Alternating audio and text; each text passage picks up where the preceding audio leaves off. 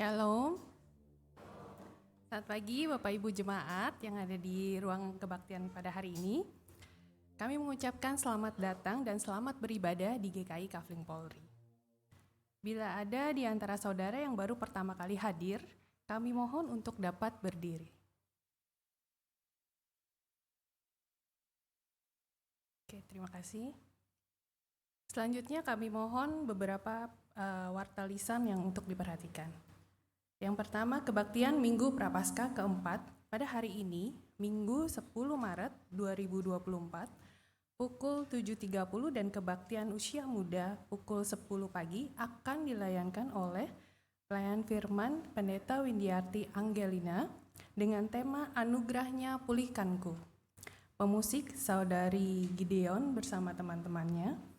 Kemudian pengisi pujian pada kebaktian umum pukul 7.30 adalah PS Little Angels. Majelis Jemaat mengucapkan terima kasih atas pelayanannya. Yang kedua adalah mengenai aksi donor darah.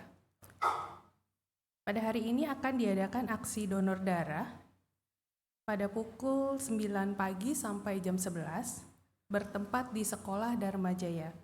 Bagi Bapak Ibu dan saudara-saudara yang ingin mendonorkan darahnya dapat langsung datang pada jam tersebut.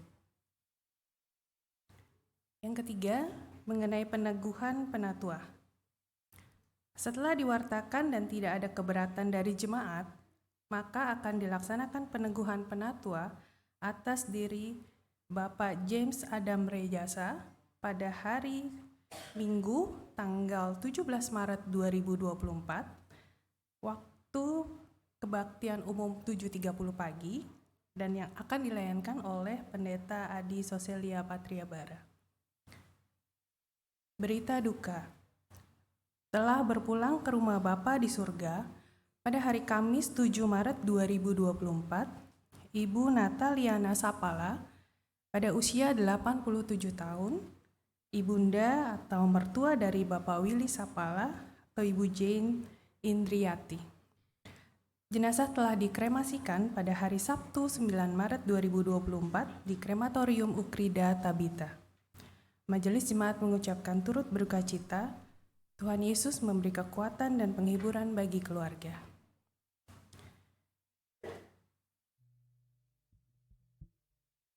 Berikut penayangan video Paskah dari Panitia Paskah.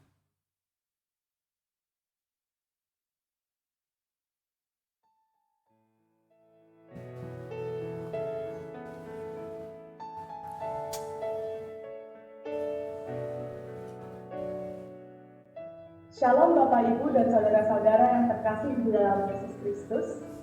Di dalam masa Prapaskah ini, kita diajak untuk berdoa, berpuasa, dan berpantang.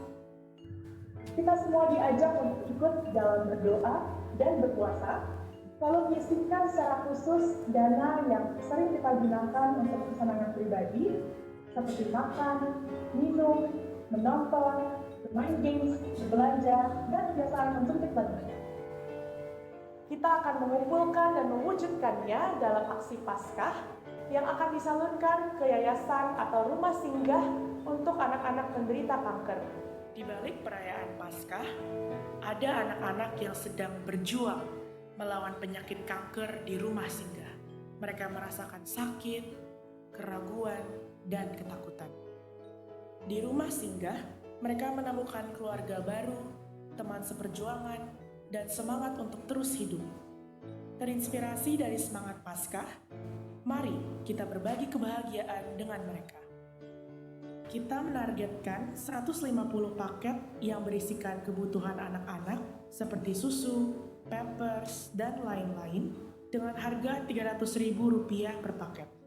Paket tersebut akan disalurkan ke beberapa rumah singgah kanker anak, yaitu Rumah Singgah Anyo, Rumah Singgah Lentera Pelita Kasih, Rumah Singgah Lion, dan beberapa rumah singgah lainnya. Bantuan dari Bapak Ibu sangat berarti bagi anak-anak tersebut karena paket ini bukan hanya berisi kebutuhan, tetapi juga semangat dan harapan. Jemaat diajak untuk mengirimkan dana aksi Paskah ini dengan cara transfer melalui KRIS atau ke rekening GKI Kafling Polri dengan menambahkan angka 3 di belakang nominal. Jemaat jemaat juga dapat mengumpulkan dana di amplop yang bertuliskan Aksi Paskah dan dibawa ketika jemaat datang beribadah ke gedung gereja.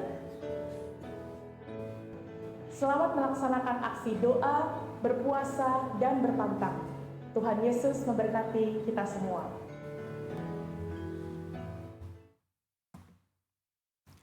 Kita akan memulai ibadah kita pada pagi hari ini, dan selama ibadah berlangsung, jemaat dimohon untuk menjaga ketenangan. Kini mari kita memasuki saat teduh sejenak.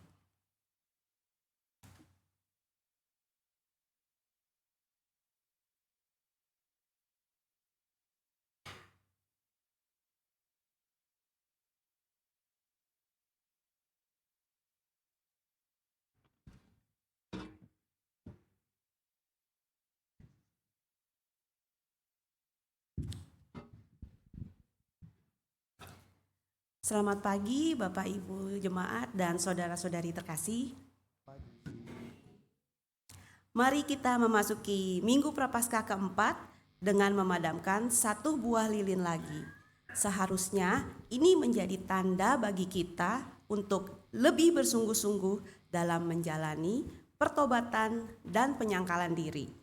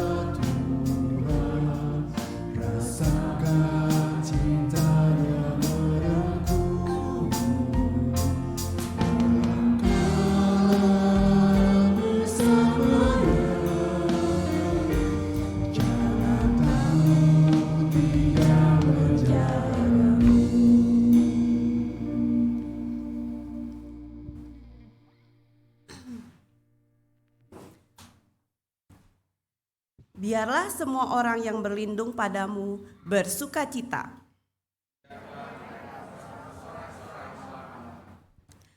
Biarlah engkau menaungi mereka, sehingga yang mengasihi namamu bersukaria karena engkau.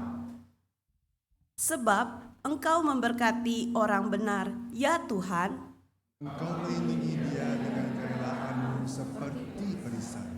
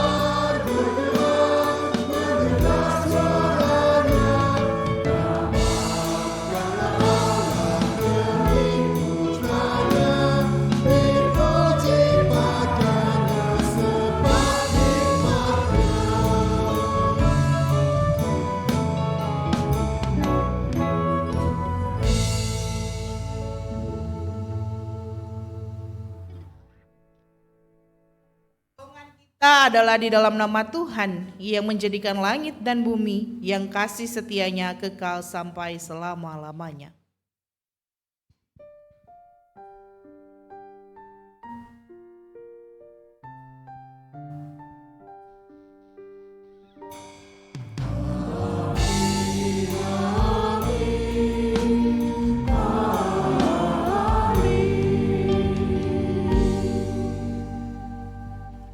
Tuhan beserta saudara. Dan beserta saudara juga.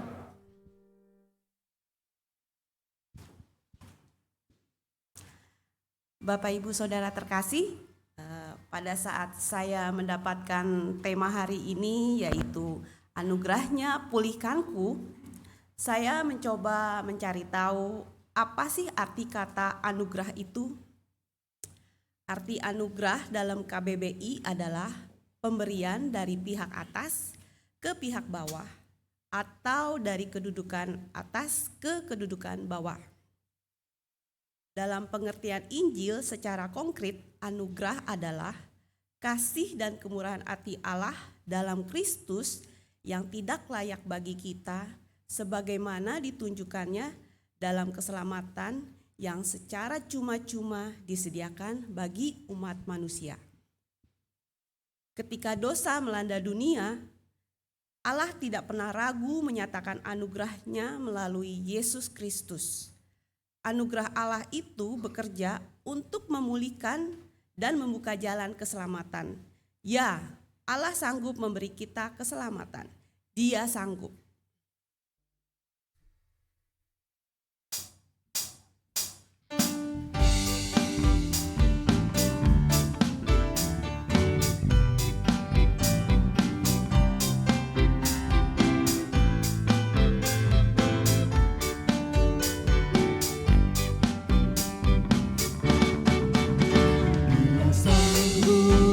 Dia sanggup, dia tak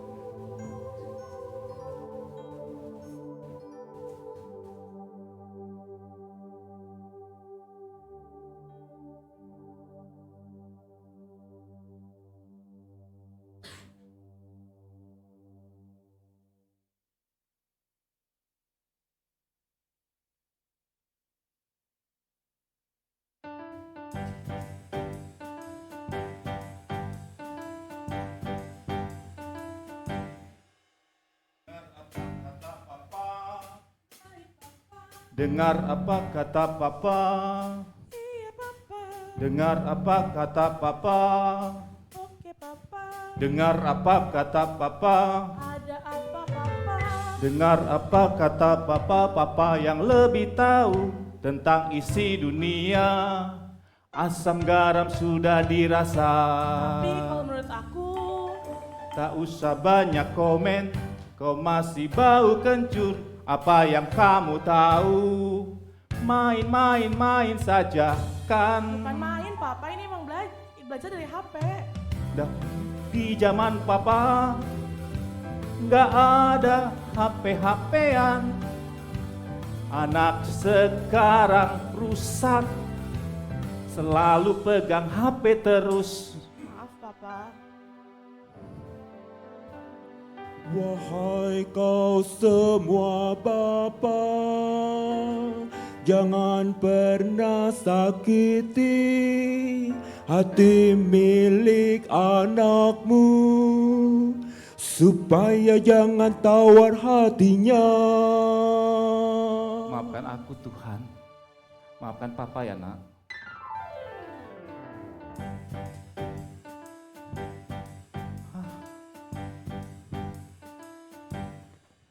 Dengar apa kata papa, dasar kau anak bebal, tak pernah nilai bagus. Katanya sudah belajar. Udah, tapi materinya susah papa. Tak usah pergi-pergi, kejar hobi tak jelas. Papa tahu yang terbaik untukmu. Hobiku masa depanku papa. Cukup tutup mulutmu, jangan berani berkata. Tak pernah mau terima, kau hanya bisa ngelak terus. Aku bukan ngelak papa. Wahai kau semua bapa, jangan pernah sakiti hati milik anakmu, supaya jangan tawar hatinya. Maafkan aku Tuhan, maafkan papa ya nak.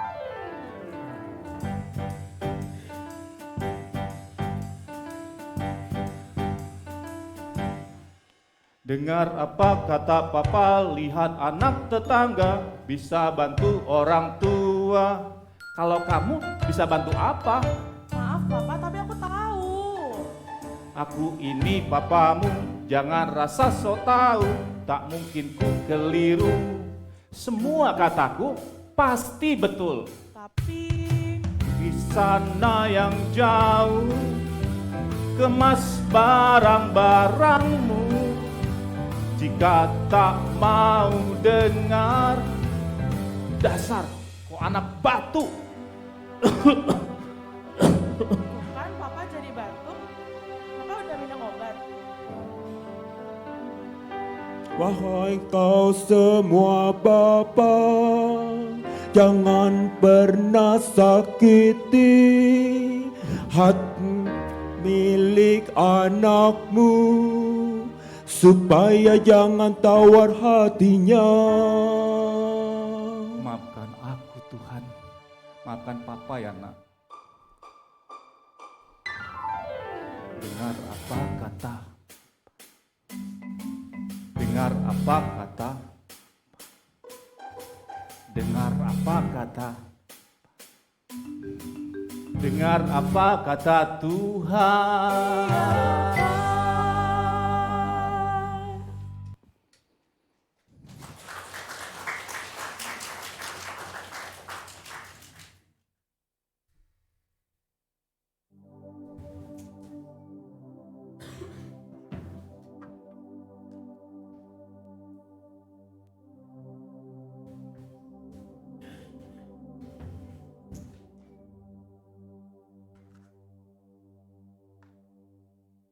Sebagai orang tua atau orang yang lebih senior, kita selalu merasa lebih tahu. Seringkali kita enggan mengakui perubahan zaman yang ada. Kata-kata yang sudah banyak makan asam garam tidak selalu bisa membenarkan kemauan kita. kita sebagai orang tua atau yang lebih senior sering membanding-bandingkan anak kita dengan anak orang lain. Padahal belum tentu apa yang kita lihat adalah kondisi sebenarnya keluarga orang itu. Tetapi kita malah menyakiti anak kita. Kita sebagai orang tua atau yang lebih senior sering memaksakan kehendak kita kepada anak kita. Padahal belum tentu itu anak yang kita mau. Tuhan mau kita sebagai orang tua atau yang lebih senior bisa mempunyai hikmat dan kebijaksanaan dalam mendidik dan mendampingi anak. Seperti Tuhan yang selalu mendidik dan mendampingi kita meskipun kita sudah menjadi orang tua atau orang yang lebih senior. Saat Allah menawarkan pemulihan bagi kehidupan kita, bagaimanakah respon kita? Apakah kita telah menerima anugerahnya itu dengan sepenuh hati?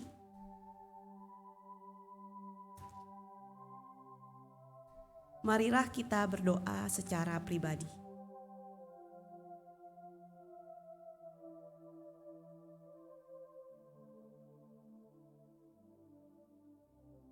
Ya Allah, saat kami menyimpang dan memberontak, anugerah-Mu tetap hadir untuk memanggil kami melalui salib Putra-Mu, Yesus Kristus. Kami menyadari betapa besarnya keegoisan, kesombongan, dan kebencian yang kerap menguasai diri. Kasihanilah kami ya Allah, dan tolonglah kami untuk senantiasa memandang kepada Kristus, agar di dalam kasih-Nya kami mampu sungguh-sungguh hidup dalam pertobatan. Terima kasih ya Allah atas semua anugerah-Mu. Dalam nama Kristus kami berdoa. Amin.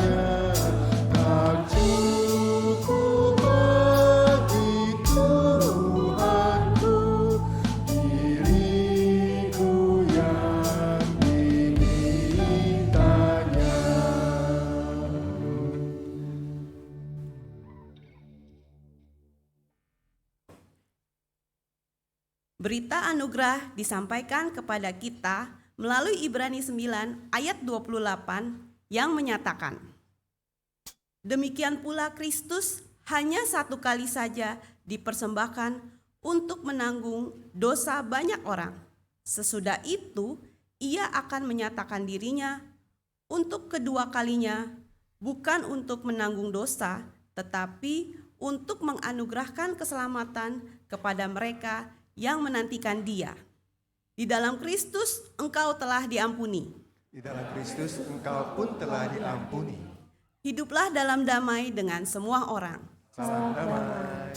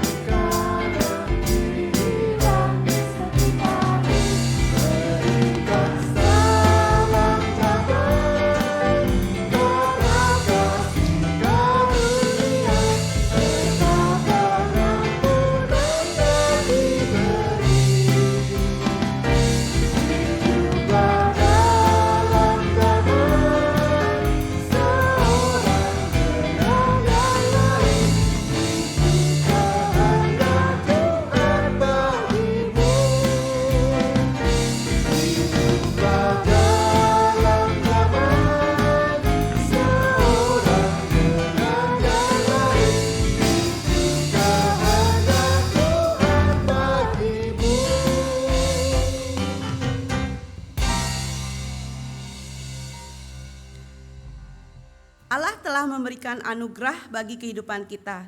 Mari kita selalu yakin teguh dan bersandar hanya kepada Tuhan. Mari kita nyanyikan lagu Ku Berbahagia.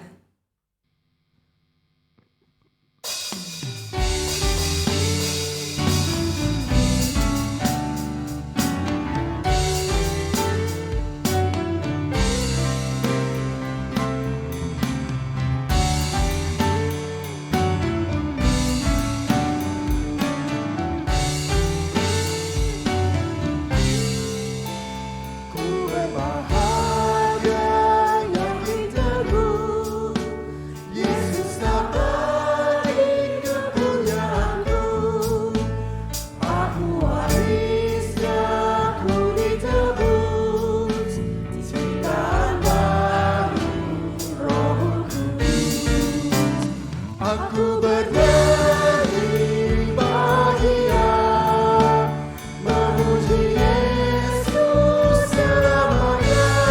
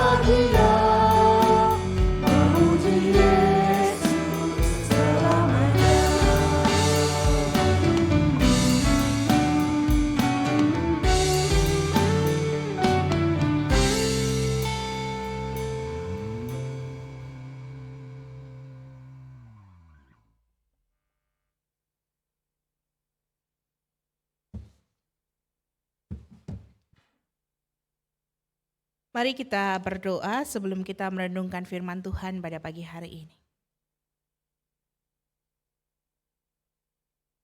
Tak henti-hentinya kami memuji kebaikan-Mu ya Tuhan dalam kehidupan kami.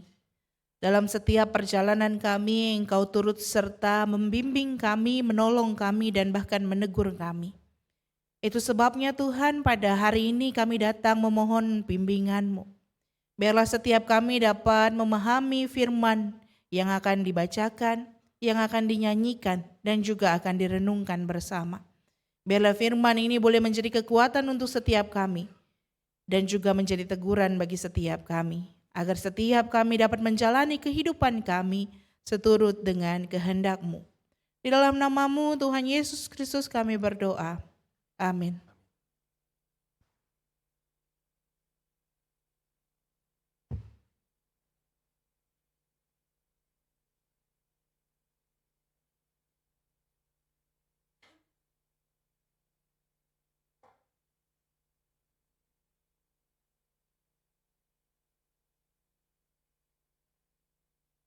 Bacaan pertama menurut Bilangan 21 ayat 4 sampai 9.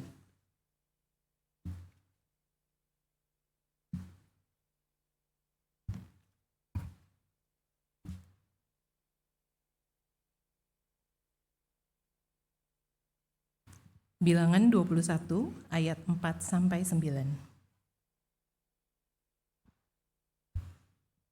Setelah mereka berangkat dari Gunung Hor, berjalan ke arah Laut Teberau untuk mengelilingi tanah Edom, maka bangsa itu tidak dapat lagi menahan hati di tengah jalan. Lalu mereka berkata-kata melawan Allah dan Musa. "Mengapa kamu memimpin kami keluar dari Mesir? Supaya kami mati di padang gurun ini. Sebab di sini tidak ada roti dan tidak ada air, dan akan makanan hambar ini kami telah muak." Lalu Tuhan menyuruh ular-ular tedung ke antara bangsa itu yang memagut mereka, sehingga banyak dari orang Israel yang mati. Kemudian datanglah bangsa itu mendapatkan Musa dan berkata, "Kami telah berdosa, sebab kami berkata-kata melawan Tuhan dan Engkau. Berdoalah kepada Tuhan, supaya dijauhkannya ular-ular ini daripada kami." Lalu Musa berdoa untuk bangsa itu. Maka berfirmanlah Tuhan kepada Musa, "Buatlah ular tedung dan taruhlah itu pada sebuah tiang. Maka setiap orang yang terpagut, jika ia melihatnya, akan tetap hidup." Lalu Musa membuat ular tembaga dan menaruhnya pada sebuah tiang, maka jika seorang dipagut ular dan ia memandang kepada ular tembaga itu, tetaplah ia hidup. Demikianlah sabda Tuhan. Syukur kepada Allah.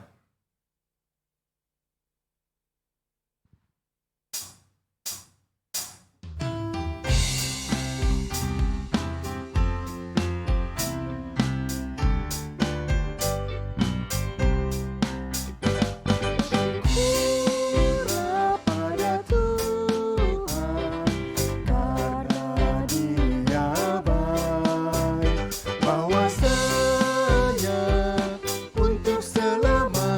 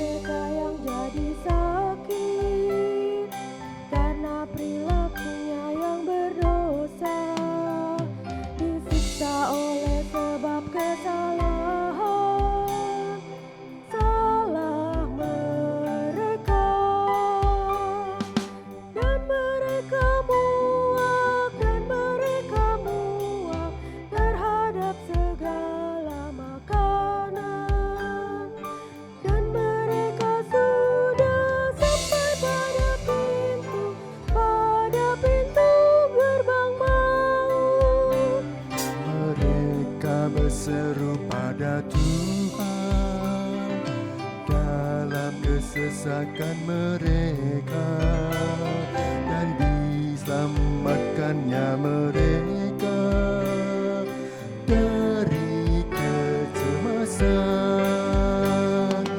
Disampaikannya firman-Nya dan disembuhkannya mereka, dan disembuhkannya, diluputkan mereka dari liang kubur.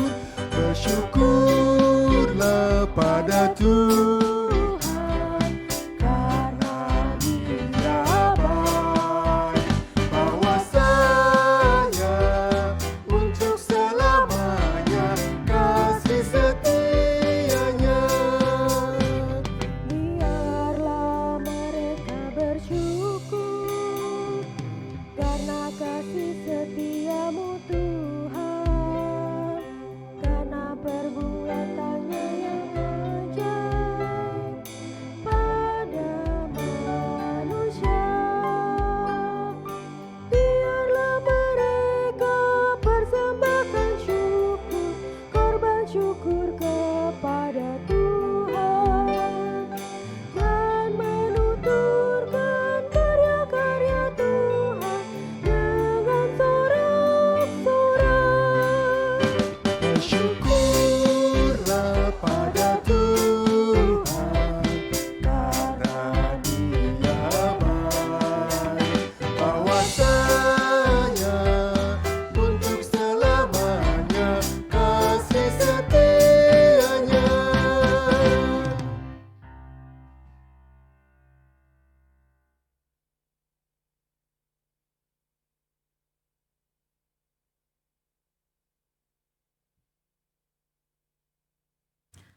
Bacaan kedua menurut Efesus 2 ayat 1 sampai dengan 10.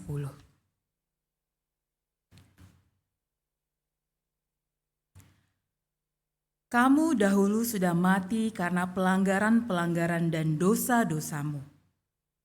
Kamu hidup di dalamnya karena kamu mengikuti jalan dunia ini. Karena kamu mentaati penguasa kerajaan angkasa, yaitu roh yang sekarang sedang bekerja di antara orang-orang durhaka. Sebenarnya dahulu kami semua juga terhitung di antara mereka, ketika kami hidup di dalam hawa nafsu daging dan menuruti kehendak daging dan pikiran kami yang jahat.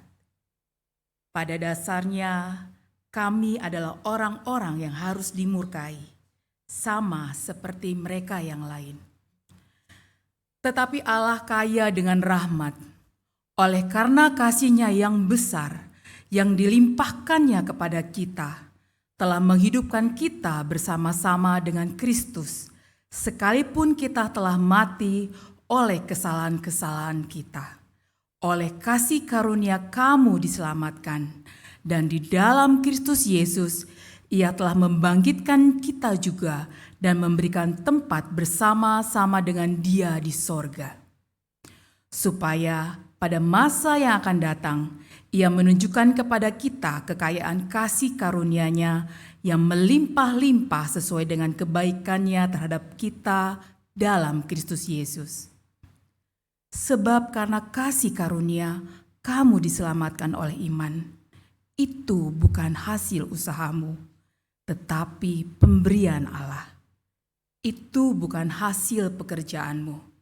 Jangan ada orang yang memegahkan diri, karena kita ini buatan Allah, diciptakan dalam Kristus Yesus untuk melakukan pekerjaan baik yang dipersiapkan Allah sebelumnya. Ia mau supaya kita hidup di dalamnya. Demikianlah sabda Tuhan. Syukur kepada Allah.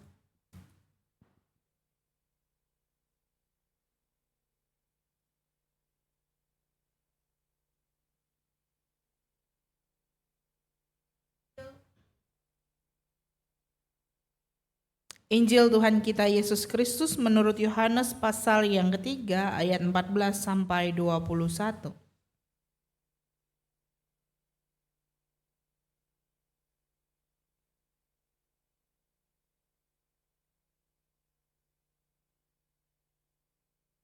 Dan sama seperti Musa meninggikan ular di padang gurun, demikian juga Anak Manusia harus ditinggikan, supaya setiap orang yang percaya kepadanya beroleh hidup yang kekal. Karena begitu besar kasih Allah akan dunia ini, sehingga Ia telah mengaruniakan anaknya yang tunggal, supaya setiap orang yang percaya kepadanya tidak binasa, melainkan beroleh hidup yang kekal. Sebab Allah mengutus anaknya ke dalam dunia, bukan untuk menghakimi dunia, melainkan untuk menyelamatkannya oleh Dia. Barang siapa percaya kepadanya, ia tidak akan dihukum. Barang siapa tidak percaya, ia telah berada di bawah hukuman. Sebab ia tidak percaya dalam nama Anak Tunggal Allah. Dan inilah hukuman itu, terang telah datang ke dalam dunia, tetapi manusia lebih menyukai kegelapan daripada terang, sebab perbuatan-perbuatan mereka jahat. Sebab barang siapa berbuat jahat membenci terang dan tidak datang kepada terang itu, supaya perbuatan-perbuatannya yang jahat itu tidak nampak. Tetapi barang siapa melakukan yang benar, ia datang kepada terang, supaya menjadi nyata bahwa perbuatan-perbuatannya dilakukan dalam Allah. Demikianlah Injil Yesus Kristus. Berbahagialah mereka yang mendengarkan firman Allah dan yang memeliharanya.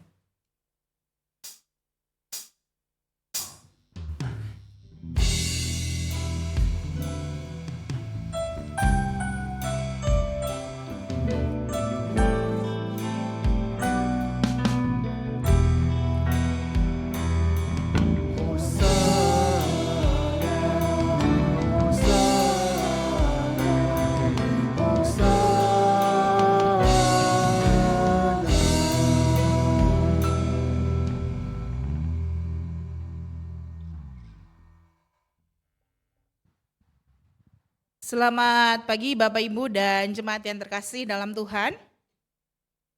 Selamat pagi untuk kita semua. Ada yang pernah tidak berbuat salah? Nggak pernah melakukan kesalahan? Tidak pernah berbuat salah, ada? Atau pertanyaannya dibalik sekarang? Ada yang pernah berbuat salah? Semua ya? Kayaknya semua pernah melakukan kesalahan, semua orang pernah berbuat salah, dan tidak ada yang tidak pernah berbuat yang tidak salah begitu ya. Selalu aja ada di mana saat-saat kita berbuat salah. Menurut salah satu artikel di internet, IDN Times mengatakan ada beberapa tipe orang ketika dia melakukan kesalahan. Tipe yang pertama boleh next? Tipe yang pertama adalah orang-orang yang mengakui dan kemudian minta maaf. Jadi biasa gitu ya, ketika dia buat salah dia mengakui terus dia minta maaf. Lalu tipe yang kedua adalah dia mengakui dan kemudian dia mencari kambing hitam. Nah ini contohnya misalnya, oh iya benar saya salah tapi kan karena dia duluan gitu. Nah cari kambing hitam, nyalain orang lain. Dan tipe yang ketiga adalah langsung menyalahkan pihak lain. Kemarin kamu telat ya? Wah itu ojeknya tuh. Nah langsung menyalahkan tanpa ada pengakuan. Lalu tipe yang keempat adalah mengelak dengan tegas. Tidak, saya tidak begitu, padahal salah. Nah dan tipe yang kelima adalah pura-pura nggak tahu. Ini siapa yang ninggalin sampah? Nggak tahu. Padahal dia yang pas ibadah makan permen, tapi bungkusnya ditinggalin. Nah, ada 5 tipe menurut IDN Times bahwa orang ketika melakukan kesalahan kira-kira punya 5 tipe ini. Dan hari ini ketika kita melihat tipe-tipe ini, kira-kira kita masuk yang mana nih? Tipe pertama, kedua, ketiga, keempat, kelima. Jika melihat kelima tipe ini Bapak Ibu semua, saya rasa bangsa Israel yang dikisahkan dalam bilangan, masuk ke dalam tipe yang ketiga. Suka menyalahkan pihak lain. Hal ini terlihat dari mana? Boleh next? Hal ini bisa terlihat dari ayat yang kelima yang mengatakan demikian. "Mengapa kamu memimpin kami keluar dari Mesir supaya kami mati di padang gurun ini? Sebab di sini tidak ada roti dan tidak ada air, dan akan makanan hambar ini kami telah muak." Bapak, Ibu, dan jemaat yang terkasih dalam Tuhan, kalimat ini menggambarkan betapa bangsa Israel tengah menyalahkan Musa yang memimpin bangsa ini keluar dari Mesir. Kalau mereka menyalahkan Musa, maka secara tidak langsung mereka menyalahkan Tuhan. Menyalahkan Tuhan yang memang membawa bangsa ini melalui Musa. Mereka tidak percaya pada pimpinan Tuhan. Dan mereka berpikiran buruk, seolah-olah Tuhan tengah mempermainkan mereka, merancangkan rencana pembinasaan. Itu sebabnya kan mereka mengatakan, "Untuk apa kamu memimpin kami supaya kami mati?"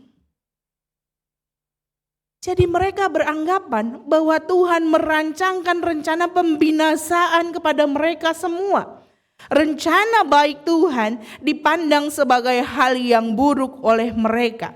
Bahkan mereka mengatakan bahwa rencana ini adalah meminta mereka mengakhiri kehidupan mereka. Akhirnya mereka mati. Dan bukankah dalam kehidupan kita, seringkali kita berada di posisi ini? Tuhan, kenapa saya sakit? Kenapa kaki saya sakit? Kenapa badan saya sakit? Kenapa saya pusing? Lah dia yang kebanyakan makan lemak babi, jadi kolesterolnya naik. Tuhan, kenapa gigi saya sakit? Lah dia yang kebanyakan makan permen, nggak pernah sikat gigi. Kadangkala kita menyalahkan Tuhan untuk persoalan-persoalan hidup yang kita alami. Dan ini sama ternyata dengan apa yang dialami oleh bangsa Israel. Menyalahkan Tuhan. Bahkan ada makanan walaupun rasanya hambar. Bapak Ibu semua, akibat penyalahan ini, akibat mereka menyalahkan Tuhan, Tuhan akhirnya menghukum mereka. Tuhan menghukum mereka dan Tuhan menyuruh ular-ular tedung untuk memagut gitu ya, untuk gigit mereka. Dan ular-ular itu datang dalam jumlah yang banyak. Boleh next? Ular tedung Bapak Ibu semua adalah ular yang berbisa. Dan ketika saya cari, beberapa mengatakan ular ini sejenis ular kobra gitu ya. Kenapa dinamakan tedung? Karena katanya punya tudung di kepalanya yang bisa mengembang, begitu katanya. Kalau kita lihat bahwa ular tedung ini, mereka dapat membangsa, jadi mangsanya ketika digigit, itu hanya dapat bertahan sekitar 20 sampai 40 menit. Dan satu ular tedung bisa menggigit, dia punya racun, itu cukup untuk membunuh 15 sampai 20 manusia dewasa. Jadi bayangkan Tuhan mengatakan Tuhan kan menyuruh ular-ular tedung. Itu berarti jumlah ularnya ada banyak. Satu aja bisa bunuh 15 orang. Apalagi ada banyak. Akibat peristiwa ini banyak bangsa Israel, umat mati karena digigit ular. Dan ketika banyak yang mati, puji Tuhan, sebagian dari mereka menyadari kesalahan mereka. Boleh next? Itu sebabnya ada dari mereka datang dan mengatakan, "Kami telah berdosa sebab kami berkata-kata melawan Tuhan. Dan engkau berdoalah kepada Tuhan supaya dijauhkannya ular-ular ini daripada kami." Dia berpindah Bapak Ibu semua dari nomor 3 yang menyalahkan pihak lain ke nomor 1. Mereka berpindah, mereka mengakui dan akhirnya minta maaf. Atas permintaan ampun ini, Tuhan menurunkan anugerahnya. Tuhan mengatakan kepada Musa, Musa diminta untuk membuat sebuah ular tembaga. Boleh next? Nah, ular tembaga ini akan dilihat, akan dipakai bahwa ketika mereka setelah dipatok gitu ya, setelah digigit, ada waktu berapa? 20 menit kira-kira untuk mereka melihat kepada tiang yang ada ular tembaganya ini, kemudian mereka bisa selamat, tidak mati. Lalu pertanyaannya adalah, apakah ular tembaga ini punya kekuatan magis? Tentu tidak. Karena yang menyembuhkan mereka, menyelamatkan mereka dari kematian, bukan ular tembaganya. Bukan tiang yang ada ular tembaganya. Tapi apa?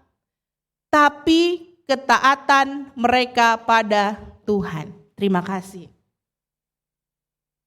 Yang menyembuhkan bukanlah ular tembaganya. Tapi apa? Ketaatan mereka pada Tuhan. Kan mereka taat pada perintah siapa? Tuhan. Ketika Tuhan mengatakan, lihatlah ular tembaga itu kalau kamu udah digigit gitu ya, supaya kamu tidak mati. Yang mereka lakukan apa? Perintah Tuhan. Bukan ular tembaganya yang punya kekuatan magis, tapi mereka lah yang melakukan perintah Tuhan. Jelaslah bahwa anugerah itu mereka dapatkan, pemulihan itu mereka dapatkan ketika mereka mau mengikuti perintah Tuhan. Memang Tuhan menyediakan anugerah kesembuhan itu dari gigitan ular. Tapi kalau orangnya nggak mau lihat, sembuh gak? Enggak. Kalau orangnya nggak mau pandang tiang itu, sembuh gak? Enggak. Justru yang melakukan perintah Tuhan, yang melihat, yang memandanglah yang mendapatkan pemulihan. Dengan kata lain, maka bukan ular itu yang memulihkan, melainkan ketertundukan, ketaatan, dan keyakinan mereka kepada Allah.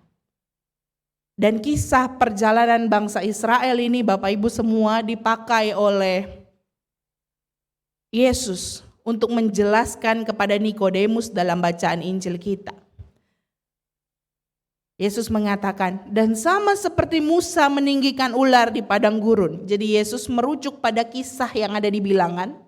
Dan sama seperti Musa meninggikan ular di padang gurun, demikian juga anak manusia harus ditinggikan. Kata ditinggikan pada ayat ini menggunakan bahasa Yunani hypso yang artinya pemuliaan. Yohanes mengajak kita untuk melihat bahwa peristiwa penyaliban Yesus adalah sebuah peristiwa yang mulia. Peristiwa yang mengagungkan.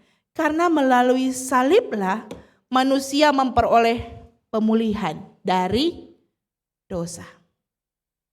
Melalui peristiwa saliblah, melalui karya Yesus di saliblah, manusia dapat pulih dari dosa. Itu sebabnya manusia seberjuang apapun dia, seberusaha apapun dia, nggak akan bisa pulih dari dosa. Sama seperti bangsa Israel tadi, mau lari sejauh apapun, mau menghindar kemanapun, ular-ular itu pada akhirnya akan menggigit mereka satu persatu. Ular-ular itu pun pada akhirnya akan membuat mereka mati. Maka seberapa kuat pun kita, tidak akan membuat kita lepas dari maut.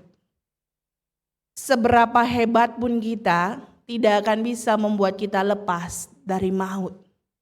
Itu sebabnya kita bisa lepas dan dipulihkan hanya karena anugerah.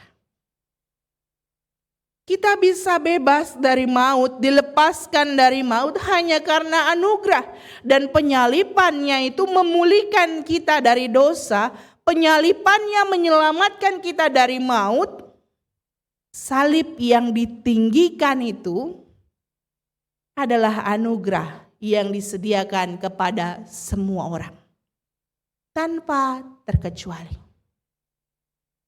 Tapi persoalannya Yesus mengatakan, supaya setiap orang yang percaya kepadanya beroleh hidup kekal.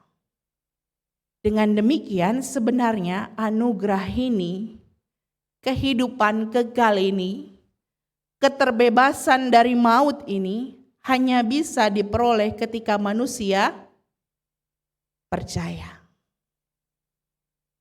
Dan percaya adalah tindakan aktif manusia terhadap anugerah Allah di dalam Kristus. Sama seperti bangsa Israel ketika digigit, mereka harus aktif melihat pada tiang itu. Maka ketika kita diselamatkan oleh anugerah Tuhan, anugerah itu sudah tersedia. Maukah kita percaya sehingga kita memperoleh hidup kekal? Dan saya yakin setiap kita di sini adalah orang-orang yang percaya, itu sebabnya setiap kita adalah orang-orang yang menerima hidup kekal. Setiap kita adalah bagian dari orang-orang yang menerima kehidupan kekal yang dianugerahkan oleh Tuhan. Namun diskusi tentang hidup kekal selalu memiliki dua dimensi, Bapak Ibu semua. Diskusi tentang hidup kekal selalu memiliki dua dimensi. Dimensi yang pertama adalah kehidupan di sana dan nanti. Dan dimensi yang kedua adalah kehidupan di sini dan kini. Namun orang Kristen seringkali berhenti dan terjebak pada diskusi dimensi yang pertama. Di sana dan nanti. Dan melupakan diskusi tentang di sini dan kini. Kehidupan kekal memang berbicara tentang kehidupan yang akan kita nikmati setelah kematian. Memang tidak salah bahwa kehidupan kekal berbicara tentang janji Tuhan, bahwa kita tidak akan binasa. Tapi diskusi ini tidak berhenti pada sini. Diskusi ini harus berlanjut tentang kehidupan yang saat ini kita jalani, kehidupan kita di sini saat ini. Mereka yang sudah menerima pemulihan dan anugerah dari Tuhan, maka kehidupannya pun harusnya mengalami pemulihan.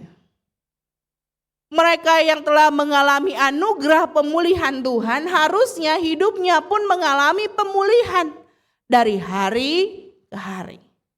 Itu sebabnya kehidupan kekal bukan hanya soal di sana. Tapi bagaimana kehidupan kekal yang sudah kita terima ini kita nampakkan dalam hidup kita di sini. Dalam bentuk drama tadi gitu ya, yang disaksikan dalam lagu drama yang dilakukan tadi, kita ikut bersama-sama melihat begitu ya. Drama tadi bisa menjadi contoh Bapak Ibu. Betapa sulitnya kita pulih.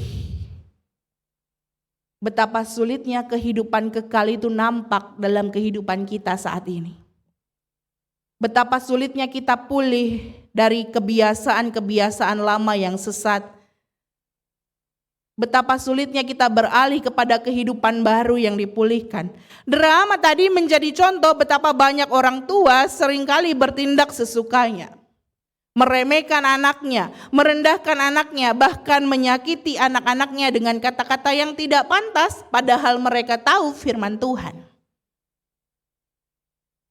Dan banyak juga dari kita tahu firman Tuhan tidak boleh mencuri. Tapi bukankah seringkali kita memanfaatkan hal-hal tertentu untuk mencuri waktu? Hal-hal tertentu untuk mencuri dana? Bukankah Tuhan sendiri mengatakan bahwa kasih itu sabar, tidak pemarah? Kita tahu firman Tuhan. Tapi seringkali yang kita nampakkan adalah pemarah. Kita tahu kebenaran firman Tuhan, tapi seringkali kita sulit pulih. Mengalami pemulihan. Yang awalnya kalau kita mengalami pemulihan dari Tuhan, harusnya yang awalnya suka menyakiti, kini mulai mengasihi. Yang awalnya suka berkata-kata kutuk, artinya berkata-kata kasar, berkata-kata yang tidak pantas, kini harusnya mulai berkata-kata berkat. Yang awalnya suka memikirkan diri sendiri, harusnya kini mulai memperhatikan sesama. Dan yang awalnya suka melakukan dosa, nyaman hidup dalam dosa, kini harusnya keluar dari kenyamanan dosa. Dan inilah yang diperingatkan Paulus kepada jemaat di Efesus yang mengatakan bahwa kita ini buatan Allah, diciptakan dalam Kristus Yesus untuk melakukan pekerjaan baik yang dipersiapkan Allah sebelumnya. Ia mau supaya kita hidup di dalamnya. Oleh karena itu Bapak Ibu semua, kehidupan kekal seharusnya membawa kita pada kesadaran dalam menjalani hidup kini dan di sini. Kehidupan kekal memang betul bagaimana Allah menyediakan tempat yang indah buat kita. Bagaimana kita tidak akan binasa setelah kematian. Tapi kehidupan kekal juga mendorong kita menjalani hidup kini dan di sini dengan tetap melakukan pekerjaan baik dan hidup di dalam Tuhan. Kiranya anugerahnya memulihkan kita untuk menjalani kehidupan yang selalu dipulihkan kini dan di sini. Amin. Saat hening bagi kita semua.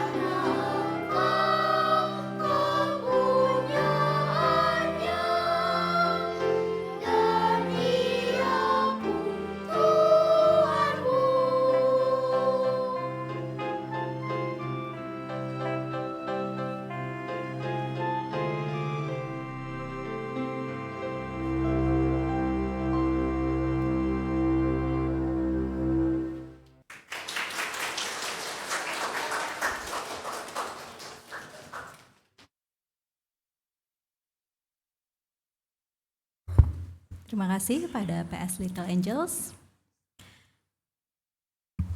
Bapak Ibu, bersama dengan umat Allah di masa lalu, masa kini, dan masa depan, marilah kita mengikrarkan pengakuan iman rasuli. Aku percaya kepada Allah, Bapa yang Maha Kuasa, Khalik langit dan bumi, dan kepada Yesus Kristus, anak yang tunggal Tuhan kita, yang dikandung dari Roh Kudus, lahir dari anak darah Maria, yang menderita sengsara di bawah pemerintahan Pontius Pilatus, disalibkan, mati dan dikuburkan, turun ke dalam kerajaan maut. Pada hari yang ketiga, bangkit pula dari antara orang mati, naik ke surga, duduk di sebelah kanan Allah, Bapa yang Maha Kuasa, dan dari sana ia akan datang untuk menghakimi orang yang hidup dan yang mati. Aku percaya kepada Roh Kudus, gereja yang kudus dan am, persekutuan orang kudus, pengampunan dosa, kebangkitan orang mati, dan hidup yang kekal.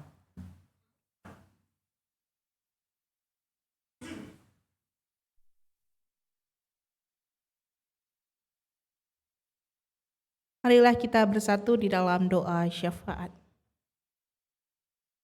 Kami bersyukur Tuhan untuk anugerah-Mu yang senantiasa memulihkan kami. Biarlah kehidupan kami boleh mengalami pemulihan dari hari ke hari. Semakin hari kami boleh semakin menjalani kehendak-Mu. Semakin hari kami semakin serupa dengan Engkau. Itu sebabnya Tuhan, tolonglah kami dan mampukanlah kami dalam menjalani kehidupan kami. Kami berdoa untuk setiap kami, ataupun rekan-rekan kami, sahabat kami, keluarga kami, mereka yang tengah bergumul akan kehidupan mereka, mereka yang tengah bergumul akan kehidupan ekonomi, mereka yang tengah mencari pekerjaan, mereka yang tengah bergumul akan kesehatan, mereka yang sedang sakit, mereka yang dalam masa pemulihan, mereka yang sedang menjalani terapi, mereka yang sedang menjalani kemoterapi. Kiranya Tuhan hadir serta di dalam proses pengobatan yang mereka lakukan. Biarlah sungguh kuasa Tuhan memulihkan mereka.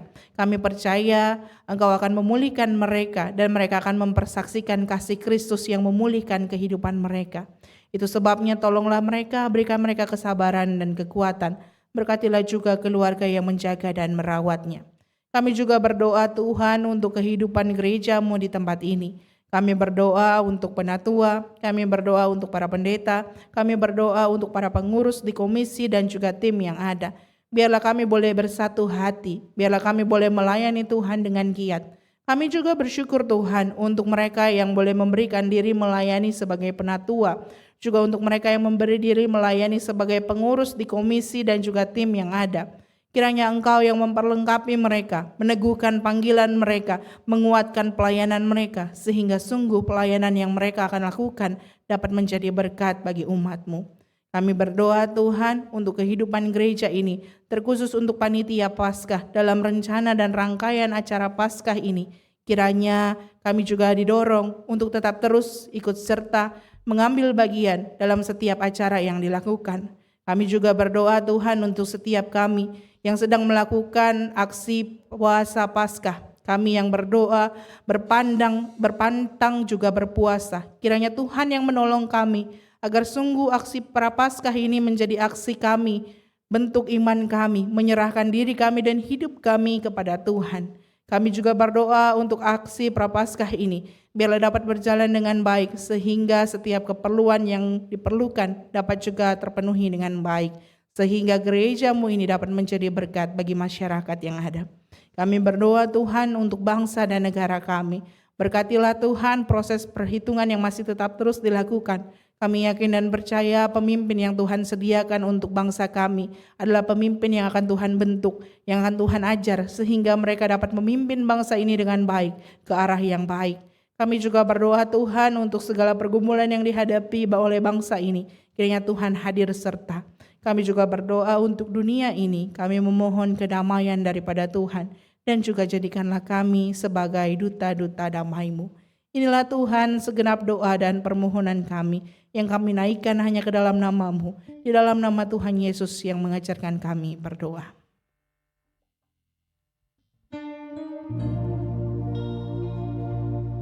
Bapa Kami yang ada di surga, dikuduskanlah namamu, datanglah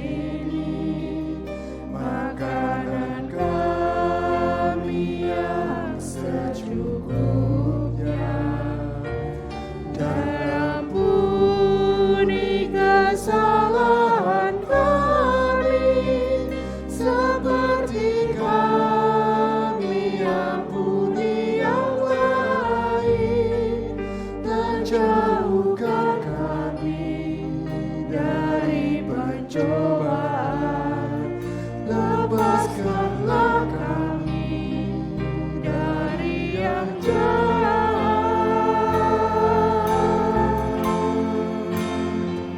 Sebab Engkau yang punya kerajaan serta kuasa dan kemuliaan sampai selama-lamanya. Amin.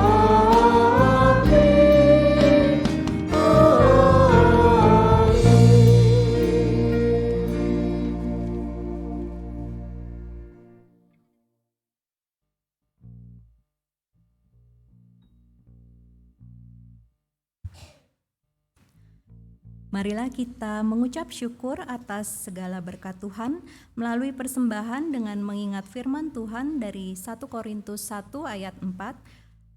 Aku senantiasa mengucap syukur kepada Allahku karena kamu atas anugerah Allah yang diberikannya kepada kamu dalam Kristus Yesus. Marilah kita mengumpulkan persembahan sambil mengingat panggilan kita untuk senantiasa mempersembahkan hidup kita kepadanya.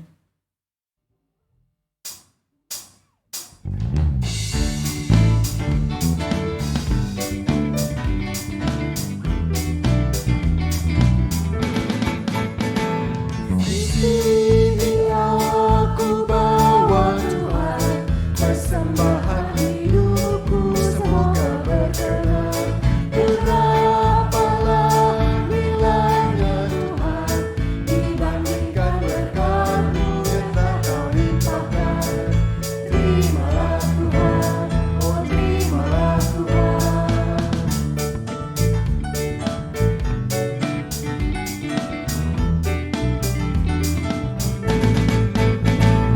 Tanganku yang kecil ya Tuhan, belum mencari mata sendiri ya Tuhan.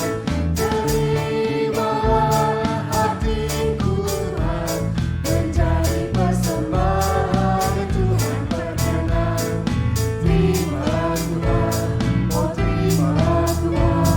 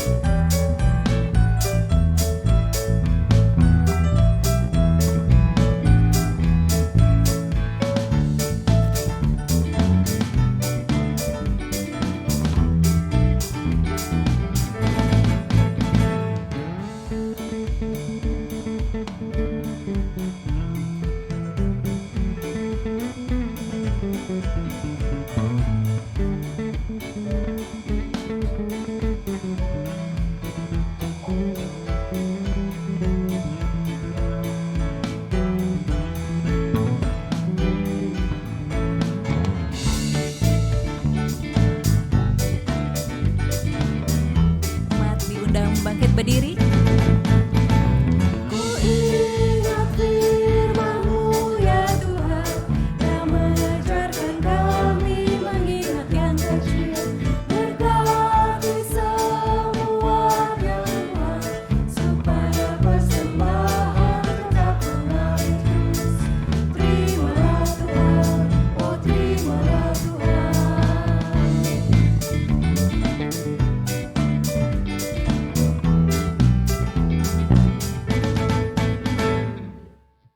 Mari kita berdoa. Ya Allah, kami bersyukur atas anugerah yang telah Engkau berikan bagi kami. Terimalah persembahan ini ya Tuhan, dan jadikanlah sarana untuk mewujudkan kebaikan dalam hidup persekutuan dan kesaksian kami. Sertailah kami agar dapat terus mempersembahkan seluruh hidup kami bagi kemuliaan-Mu. Di dalam Kristus kami berdoa. Amin. Amin.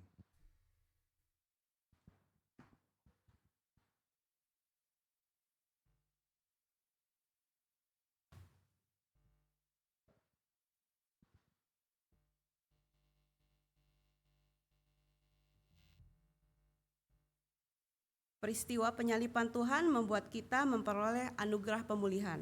Untuk itu kita harus percaya dan taat. Marilah kita hidup di dalam anugerah Tuhan untuk memulihkan dan nyatakan pekerjaan-pekerjaan baik yang Kristus beritakan.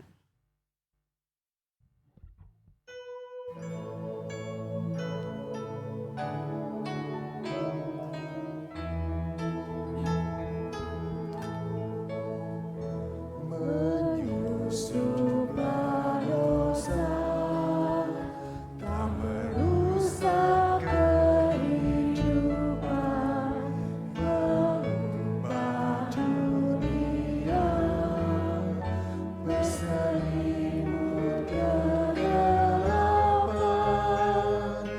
manusia fana, tirai janji pulihkan, hidup di dalam terang, oleh kasih Yesus Tuhan, teruslah berkarya.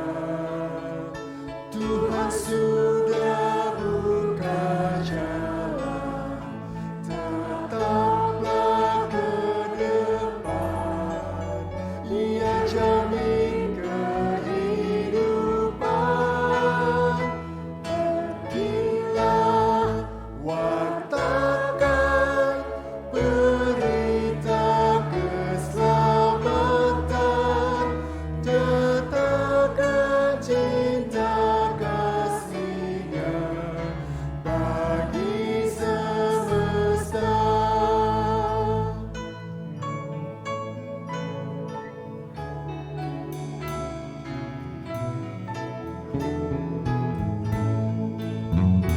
Di salib Golgota, tempat Yesus menderita, namun bagi kita itulah bukti cintanya. Saat berhutanya, bimbangkan ragu menerpa, tetaplah kau percaya, anugerahnya selalu nyata, teruslah berkarya. Tuhan sudah buka jalan, tataplah ke depan, Ia jamin kehidupan. Pergilah, wartakan berita keselamatan, nyatakan cinta kasih-Nya bagi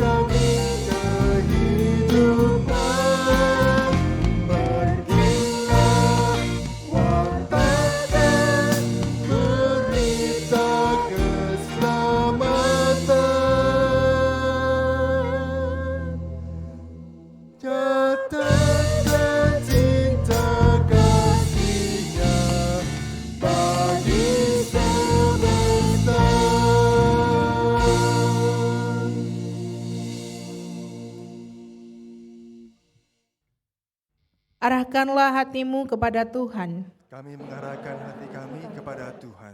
Jadilah saksi Kristus. Syukur kepada Allah, Terpujilah Tuhan. kini dan selamanya. Kini pulanglah dengan menerima berkat dari Tuhan.